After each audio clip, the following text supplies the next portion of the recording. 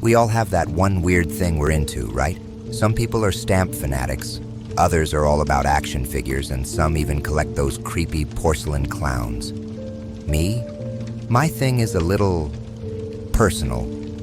Hold on. Before you think I'm totally off my rocker, hear me out. It started as a joke, a silly little habit.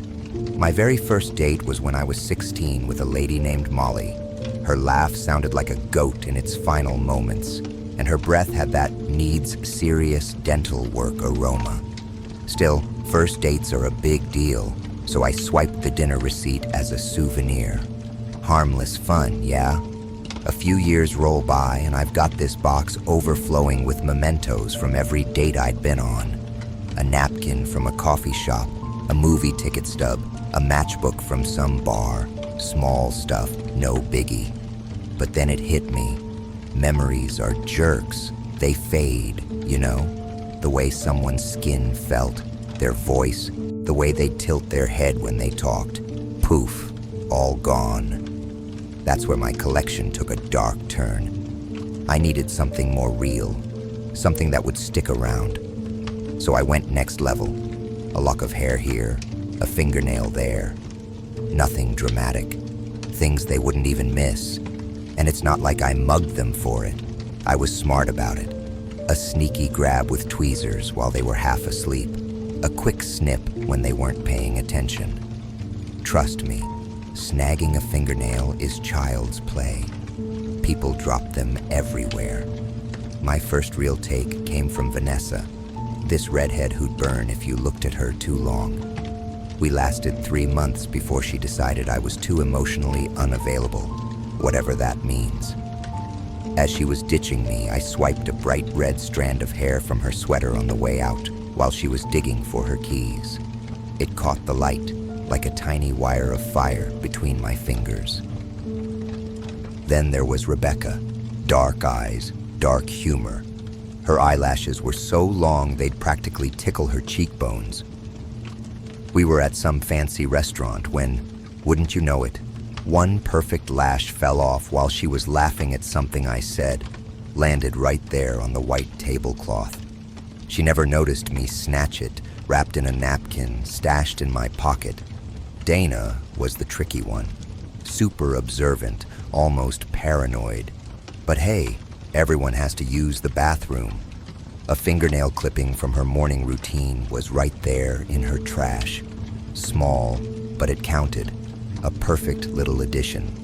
Every new piece gave me this weird sense of accomplishment. I put them in labeled jars, each one a shrine to a past romance. The collection grew bigger. Hair from Sarah, who was all about horror flicks and a complete commitment phobe, and a dried flake of blood from Emma's nosebleed scraped from a tissue. Lovely. People leave bits of themselves everywhere, never thinking about who might swoop in and grab it. We're dropping parts of ourselves all the time. Skin cells, hair, nails, and most don't give it a second thought. Their loss, my treasure. Each bit went into a glass vial, labeled with the date and her name. The collection lived in a cedar box that smelled like lemon. On quiet nights, I'd pop it open and check them all out in the glow of my desk lamp while dusting them. I'd think about the women they came from, the dates we had, what we talked about, and how it all went south.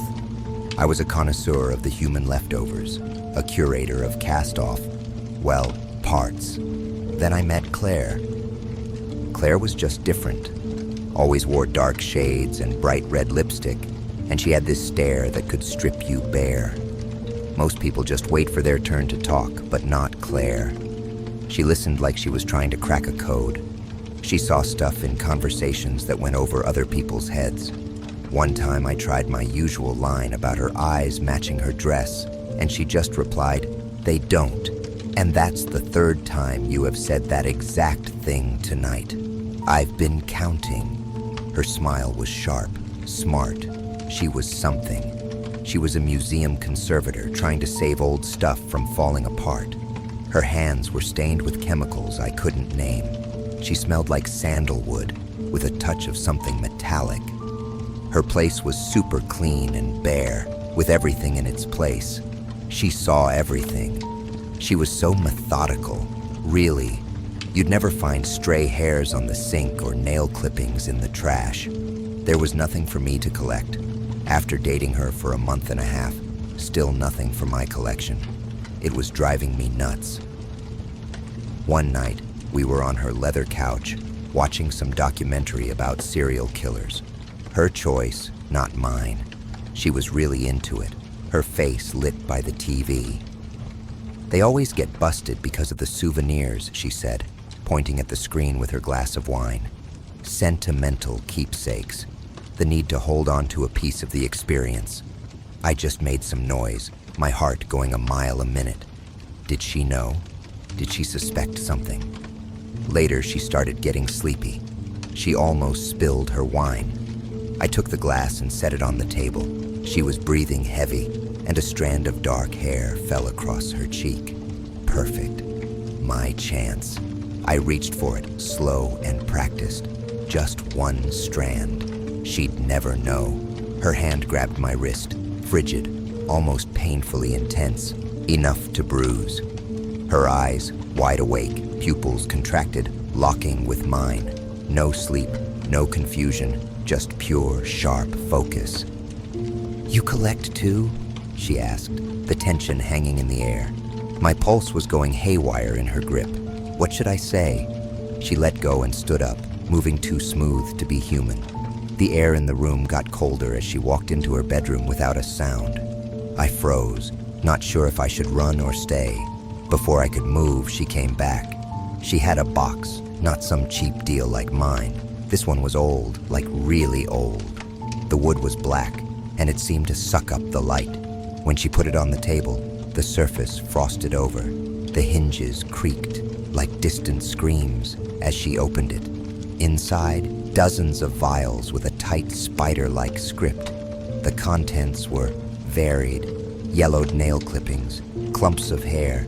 Some still had scalp, strips of skin with tiny hairs. They were all floating in some oily mixture. I felt sick to my stomach. I wanted to slam it shut and forget what I saw, but I couldn't tear my eyes away. Then she pulled out the vials, and I saw something even scarier. Pictures of me, sleeping at my place, standing in my kitchen, taking a shower, at work, and old ones. Me at 20, wasted coming out of college party. At 16, in high school biology class. As a little kid on a playground. "I've waited a long time," Claire said. Her voice cracked like autumn leaves. "To see if you'd get a taste is all." Her fingers stretched out in front of me, the joints snapping as they got way too long. Black veins throbbed below her skin. Her smile turned into something it wasn't. She had another row of teeth. "Most hunters are losers. They will take what's laying around. All the power to the beginners." She pulled a vial from the box. I like the entire work of art. She didn't speak any language I knew. The air was thick and sweet. My muscles locked up. Her eyes glowed blue, casting shadows. "Don't be afraid. You'll still be awake. All my collections are. They watch all the new editions. They like it." She opened a vial. Frigid mist forced its way in. It seared and froze, and then there was nothing but me again. I find myself still, my new life, stuck in a box with no way out. Over the curve of glass, I watched Claire fix me on the shelf.